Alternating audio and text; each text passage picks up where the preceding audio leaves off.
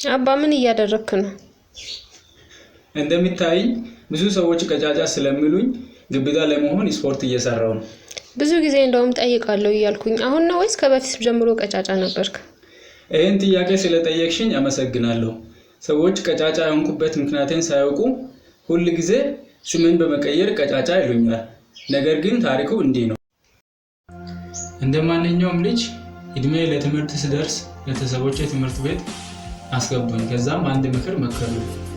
ጥሩ ደረጃ ላይ ለመድረስ የምትፈልግ ከሆነና ጥሩ ውጤት ለማምጣት የምትፈልግ ከሆነ የደረጃ ተማሪ መሆን አለብህ አሉኝ።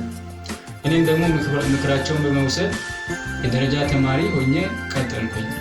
ከዛም እያልኩ ሃይ ስኩል ሲደርስ ህልም ማለም ጀመርኩኝ።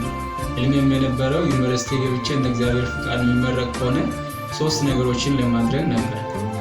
አንደኛው ለራሴና ለቤተሰቦቼ ቤት መግዛት ነበር። ሁለተኛው መንፈሳዊ ስራዎችን መስራትና ሶስተኛው በፊዚክስ ዲፓርትመንት ዩኒቨርሲቲ ገብቼ የሚመረቅ ከሆነ የፈጠራ ትምህርት ቤት በመክፈት የፈጠራ ተማሪዎች እንዲኖሩ ነበር። ከዛስ? Say part to 2 next video.